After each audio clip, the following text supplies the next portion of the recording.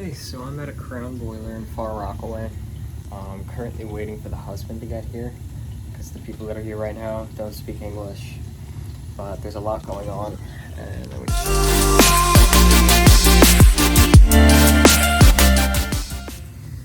right now you could hear it's running, but I was here for no heat.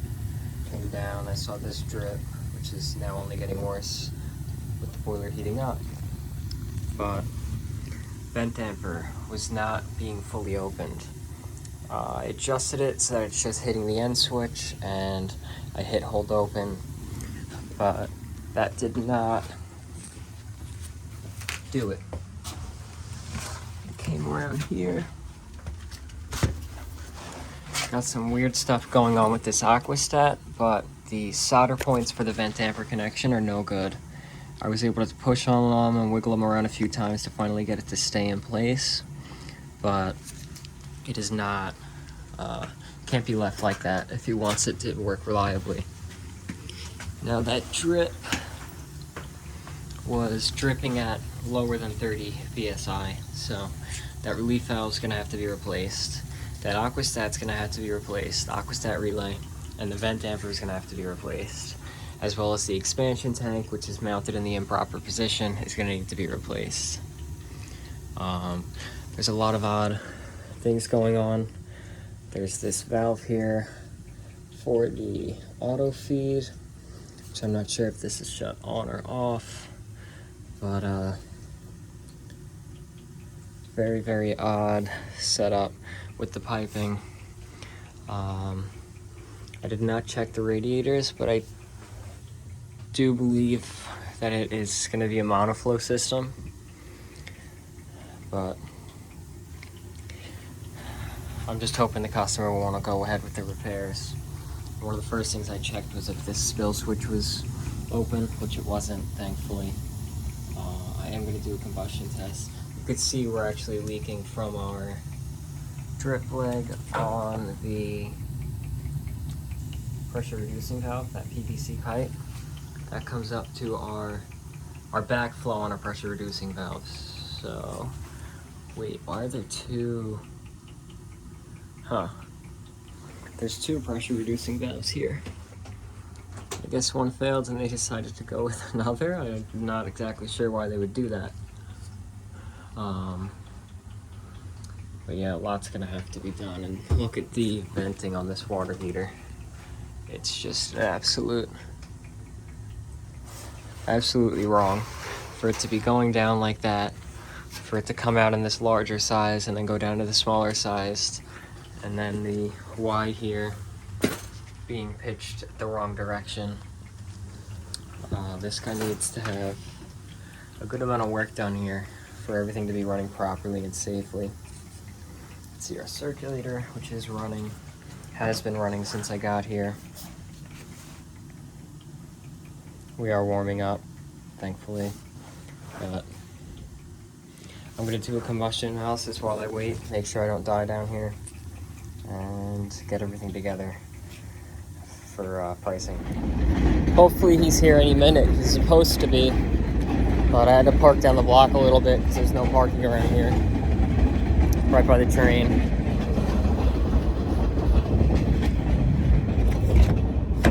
Locked.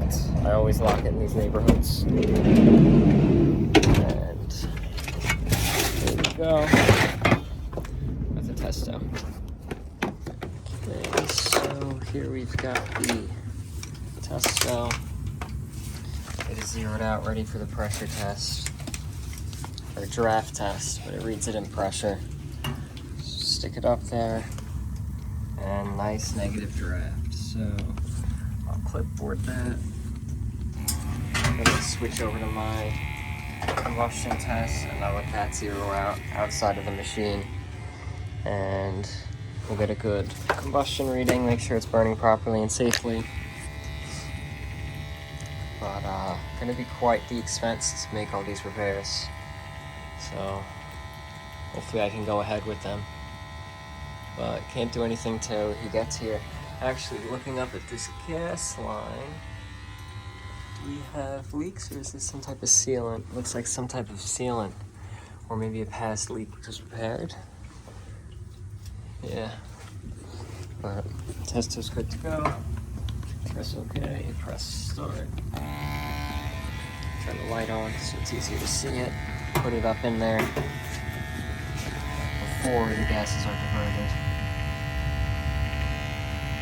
And let it run for a while, and we'll see what the results turn out to be. Okay, and here are our results.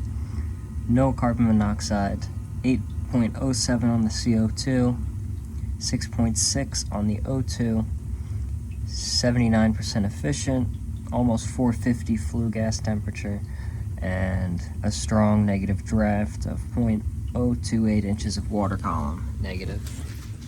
So at least we know it's burning safely.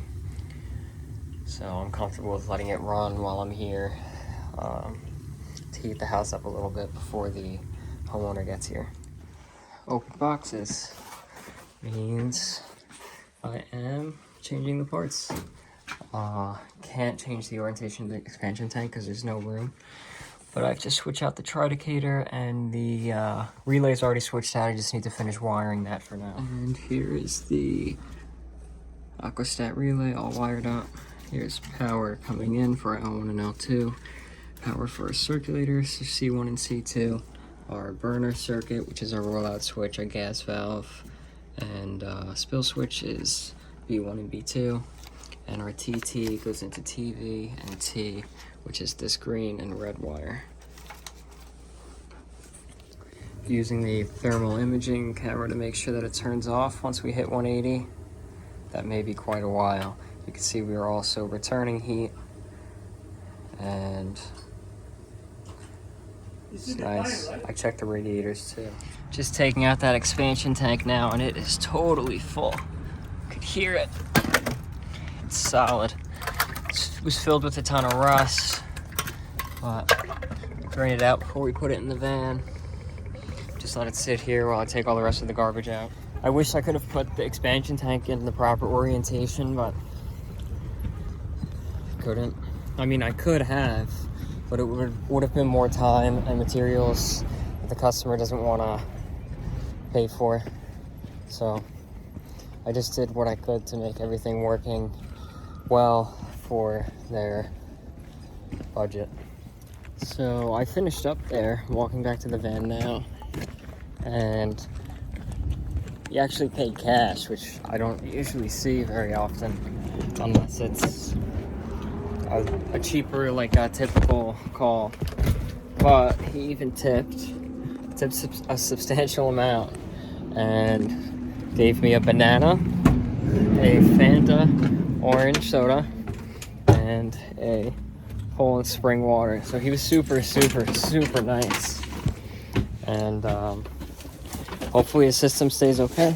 Everything else looked good. I would have liked to replace the tridicator gauge, but it wasn't a deep enough shank, so I just checked the pressure with my hose and a gauge, but it's working. He's heating, nothing's dripping.